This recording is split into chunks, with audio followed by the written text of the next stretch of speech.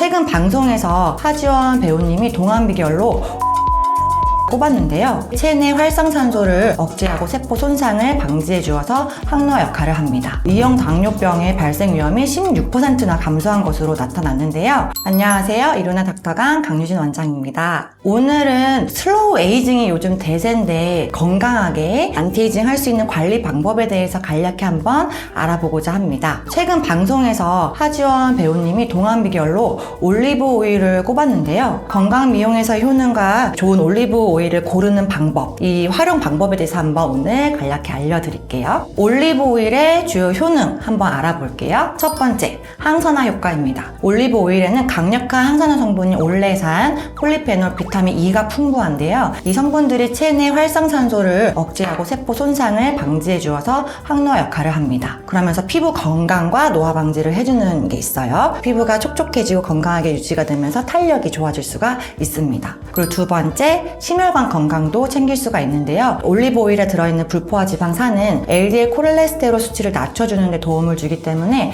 심혈관 질환을 예방할 수 있고 건강한 심장을 유지할 수가 있어요. 그리고 세 번째, 혈당 조절에도 긍정적인 역할을 한다고 합니다. 그래서 하루에 1.5 테이블스푼 정도를 꾸준히 섭취를 하면은 B형 당뇨병의 발생 위험이 16%나 감소한 것으로 나타났는데요. 이처럼 올리브 오일에 포함된 그런 불포화 지방산과 폴리페놀 성분이 혈당이 급격하게 상승하는 걸 억제하기 때문에 당뇨병 예방을 할 수가 있다고 하니 꾸준히 섭취하는 것도 좋을 것 같아요. 그러나 이제 과유불급이라고 적정 섭취량을 지키는 게 되게 중요한데요. 올리브 오일은 불포화 지방산이 풍부한 건강한 지방이지만 열량이 높아서 과다하게 섭취를 많이 하면 체중 증가로 이어질 수가 있습니다. 또한 지방이 장을 과도하게 자극하면 복통이나 설사를 유발할 수 있으니 식사를 통해 다른 지방도 함께 섭취하는 경우라면 하루에 한 스푼 정도만 섭취해도 좋다라고 봅니다. 그래서 아침에 올리브 오일 한 스푼 드시는 것도 좋을 것 같아요. 그리고 두 번째, 좋은 올리브 오일을 고르는 방법입니다. 엑스트라 버진 올리브 오일을 선택하는 게 좋은데요. 엑스트라 버진이라고 하는 건 첫 번째 압착으로 얻은 것으로서 가장 정제가 덜 된 상태입니다. 그러면서 산도가 낮을수록 품질이 좋고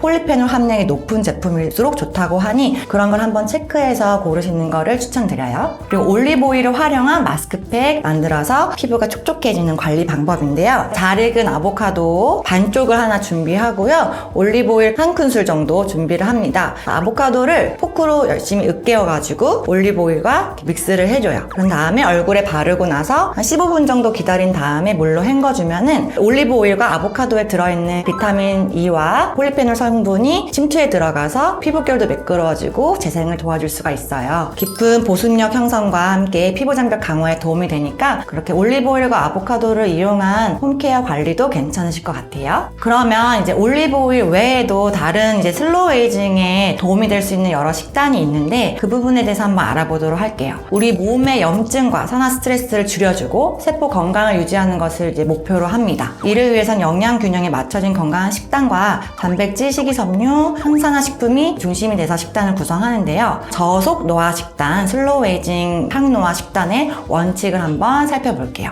첫 번째, 항산화 식품을 섭취해줍니다. 항산화 식품에서 대표적인 게 바로 녹황색 채소인데요. 브로콜리, 시금치, 케일 이런 녹황색 채소들은 철분이랑 칼슘이 풍부하기 때문에 꾸준히 섭취를 해주시면 골다공증 예방이 되고요. 또 당근, 베타카로틴이 들어있어서 눈 건강에도 도움이 되고 항산화 성분이 있습니다. 그리고 두 번째가 베리류인데요. 블루베리, 라즈베리, 딸기 이런 베리베리한 베리를 많이 섭취를 해주시면 이 안에 들어있는 안토시아닌과 폴리페놀 성분이 강력한 항산화 작용을 합니다. 몸 안에 활성산소가 쌓이지 않도록 해주고 세포 손상을 방지해서 당뇨나 암, 심혈관 질환도 예방을 할 수가 있다고 해요. 그리고 특히나 냉동 블루베리는 안토시아닌 농도가 높아져서 항산화 효과를 더욱 강화할 수 있다고 하니 블루베리를 드실 때는 잠깐 냉동하셨다가 드시는 것도 좋으실 것 같아요. 그리고 세 번째가 다크 초콜릿입니다. 우리가 초콜릿 하면 뭔가 살이 찔 것 같고 몸에 안 좋을 것 같잖아요. 여기서 중요한 건 카카오 함량이 70% 이상이 돼야 되는 거예요. 그리고 과한 과하게 섭취하는 게 아니라 오전 시간에 약 30g 정도가 적절하다고 해요. 이 다크 초콜릿에는 플라바놀이라고 하는 강력한 항산화 물질이 있어요. 체내의 유해산소로부터 세포를 보호해주고 또한 폴리페놀 성분이 풍부하여서 혈압도 낮춰주고 염증을 줄여준다고 합니다. 그리고 두 번째, 건강한 지방 섭취입니다. 불포화 지방산, 식물성 지방 오일을 섭취를 해주시는 것이 좋습니다. 앞에서 설명드린 올리브 오일이 대표적이고요. 그 외에 아보카도 그리고 견과류에도 건강한 지방이 많이 들어있어요. 그리고 연어와 고등어와 같은 오메가3가 풍부한 생선을 자주 섭취를 해주시면은 혈관의 건강에도 도움이 될 수가 있습니다. 그리고 세 번째, 단백질과 식이섬유의 균형을 맞춘 식단인데요. 우리가 좀 다이어트를 할 때 닭가슴살을 많이 먹잖아요.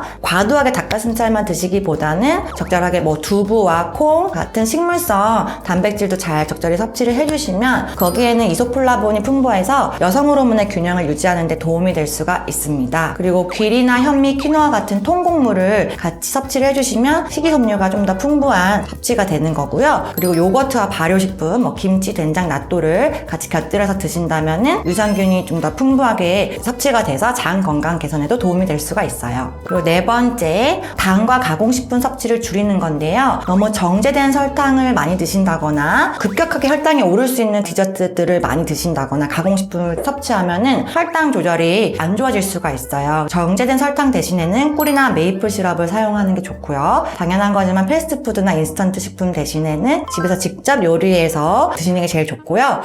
가공육에도 안 좋은 성분들이 많이 함유돼 있어서 소세지, 햄보다는 신선한 육류를 선택하는 것을 추천드립니다. 그리고 다섯 번째, 평상시 레몬수를 자주 섭취해 주는 건데요. 레몬에 들어있는 펙틴 성분이 포만감을 느끼게 해줘서 체중 관리에도 도움이 됩니다. 그리고 이뇨작용을 통해서 체내에 쌓여있는 노폐물 배출에도 도움이 되기 때문에 레몬수를 자주 마셔주는 것도 좋을 것 같아요. 아침 공복에 마시면 더욱 효과적인데 산성이라서 속이 쓰리지 않을까 하실 수 있는데 위에 들어가는 순간 알카리성으로 바뀐다고 하니 속이 쓰릴 위험은 없어서 걱정하지 마시고요. 아침에 레몬을 잘게 잘라서 슬라이스 해가지고 물에 이제 담궈놨다가 시원하게 드시는 거를 추천드려요. 아니면 레몬을 반으로 잘라가지고 즙을 내서 짜낸 레몬즙에 물을 섞어서 꿀이나 민트잎을 추가해서 드셔도 거부감 없이 드실 수 있을 것 같아요. 단 한 가지 주의할 점은 레몬의 산성 성분이 치아에 영향을 줄 수 있기 때문에 레몬수를 마신 이후에는 그냥 물로 입을 한 번씩 헹궈주시는 게 좋고요. 위염이나 위장질환이 있는 분들은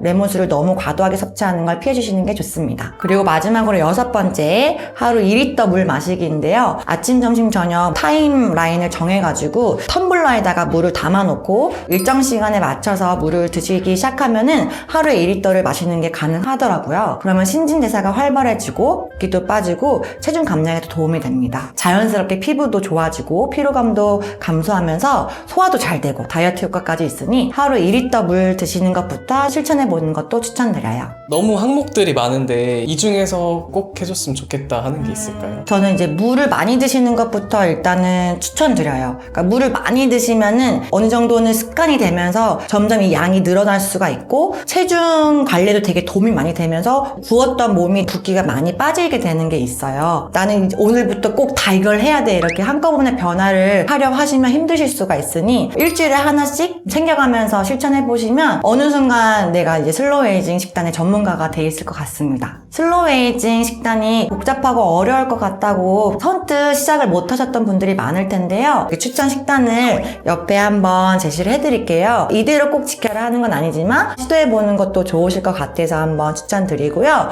이거를 너무 시기전하면 저체중 건강을 해칠 수도 있으니 균형 잡힌 식단을 유지하면서 자연식 위주로 조절을 해주시면 좋을 것 같습니다. 그리고 중요한 거는 충분한 수분 섭취와 적절한 운동을 병행해주시면 좋을 것 같아요. 그래서 보시면서 궁금한 점 있으시면 언제든지 아래 댓글 남겨주시고요. 제가 이렇게 좀 정리한 부분은 밑에 내용에 정리를 해서 올려놓을 테니까 식이 습관을 들이는데 참고를 해서 좀 더 슬로우 에이징, 안티에이징 관리하는 데 도움이 되셨으면 좋겠습니다. 도움 되셨다면 구독과 좋아요 한번 눌러주시면 감사하겠습니다. 이상 이론의 닥터강 강유진 원장이었습니다. 감사합니다.